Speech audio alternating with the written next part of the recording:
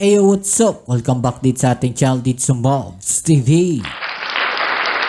Alright, so tayo nagbabalik ulit mga kababayan at ngayon ay pag-uusapan natin ang mga balitang ating nakalap mula sa channel ni Melbs Castle. At dito nga mga kababayan, sabi nga po niya, no, China, bobombahin, no? Ito, bobombahin daw po ang China mga kababayan. No? Kami palagan nyo, China, magkakabombahan tayo. US, papalag na. No, yan ang ating alamin at pag-uusapan. Pero syempre, bago ang lahat, please don't forget to subscribe at pakilike naman po ang video ni Melbs Castle. At kung kayo ay bago pa lang po dito sa ating channel, please don't forget to subscribe. At inihiling ko lang din po sa lahat ng mga makakapanood ng video na to, pa-click naman po ang like button dyan sa ibaba. Suporta na lang po no, dito sa ating channel. Maraming salamat po sa inyo mga kababayan. Right? Shoutouts din tayo sa mga bago natin subscribers dyan. No? Maraming salamat po sa inyong suporta at sa lahat po na nagla-like sa ating video. Alright? So huwag na natin patagalin ito. Umpisa na natin. Alamin natin no, ang mga balitang ito. Let's go.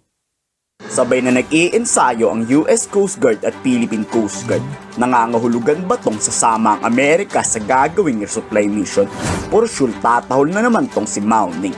Ngayon bombahin ng China ang US Coast Guard nang magkasubukan kung kaninong water cannon ang mas malakas. Yan yung sinasabi natin mga kababayan. No? Na ngayon nagpa-practice po o gumagawa po no, ng isang maritime exercise itong US Coast Guard at Philippine Coast Guard mga kababayan. No? At ito po mga barko ng China naman umaali-aligid po no, dyan po sa training na yan mga kababayan.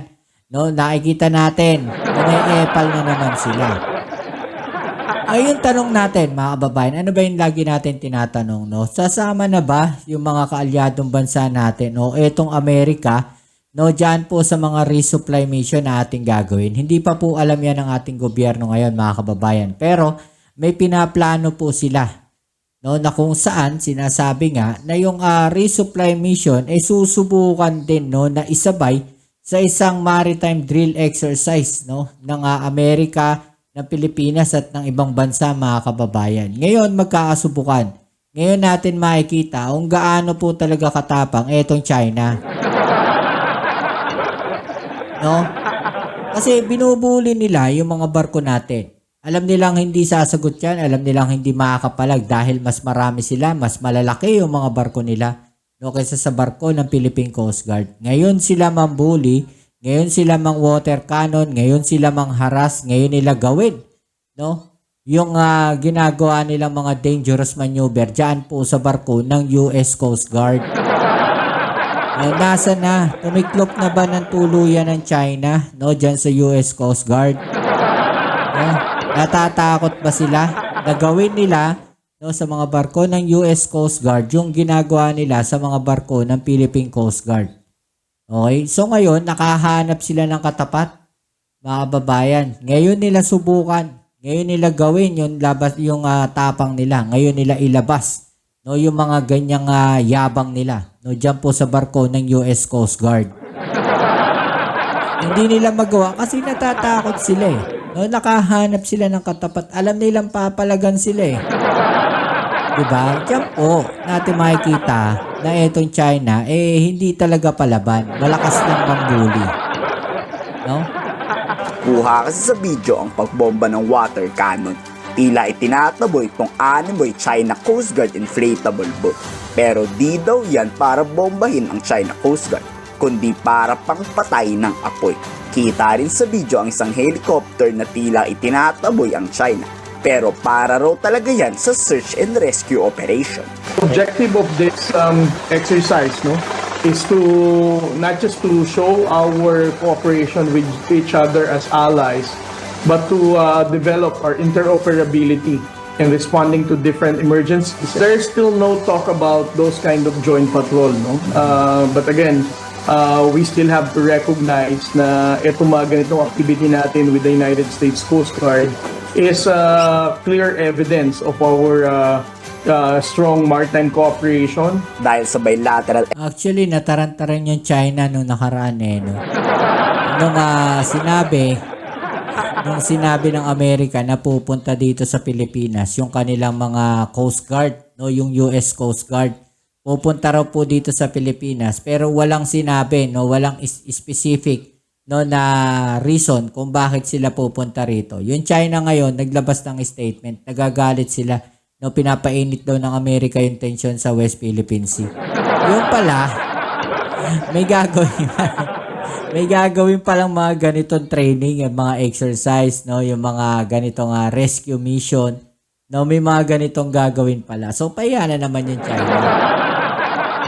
'Di ba? So sila, mahilig sila maglabas ng mga ganong klase nga propaganda, 'di ba? Na hindi rin nila alam kung ano pa yung mga totoong dahilan. No, 'yun yung maganda, no, na gagawin ng Pilipinas. Laging may mga nakabitin. Kung may mga announcement pa, ibibitin nila sa ere.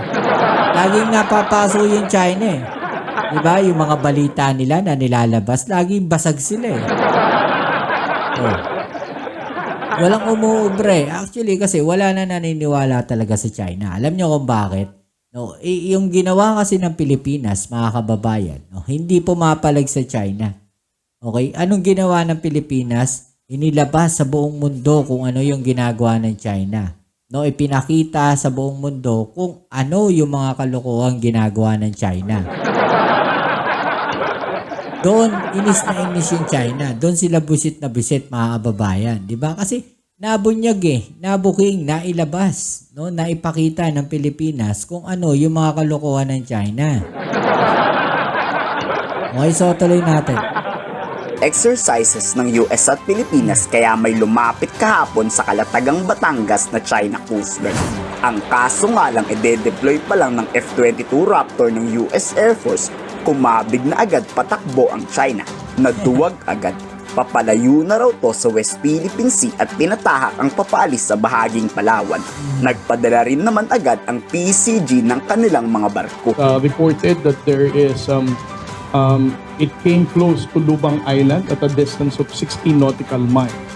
So that is also true in response to the incursive presence of the Chinese Coast Guard in Lubang Island. The commandant of the Philippine Coast Guard, Admiral Ron Hilgavan, has also deployed the BRP Melchora Aquino. We show the flag by deploying our vessel, and then at the same time see to it that they are going to depart. Ipinasa na kay Pangulong Bongbong Marcos ang rekomendasyong isasama ang US Coast Guard sa RORE mission. Perma na lang ni PBBM ang inaantay tungkol dito. All options are being discussed on the planning table. Once finalized, this will be submitted for approval, and you will be informed appropriately of the next activity. Kung Ayan, no, kung isasama natin sa resupply mission, mga kababayan, itong US Coast Guard, no, asahan natin hindi rin lalapit yung China. O, asahan natin yan. Expect na natin yan, mga kababayan. Alam nyo kung bakit? Takot yung mga yan. Diba? Kasi alam nila na kapag yung US Coast Guard ang ginalaw nila, mga kababayan, papalagan sila ng mga yan. Alam nila na kung ano yung gagawin sa kanila, gagawin din sa kanila. Kung ano yung ginawa nila sa US, no, sa US Coast Guard, yun din yung gagawin ng US Coast Guard sa kanila, baka mas malalapit. Diba? Ngayon natin makikita, ngayon natin malalaman kung gaano talaga kaangas etong China. Pagka yan pong mga barko ng US Coast Guard, hinarang nila, no, pag sinama natin sa resupply mission, pag hinarang nila yung mga barko ng US Coast Guard, mga kababayan, ginawa nila ng dangerous maneuver, binoter cannon nila, no, hinarang nila. No, diyan natin malalaman kung gaano kaangas talaga itong China. No, pag nagawa nila yan, diba? Doon magkakaalaman talaga yan. Naghahanda ang Philippine Coast Guard sa susunod na misyon, pinaghahandaan rin to ng China.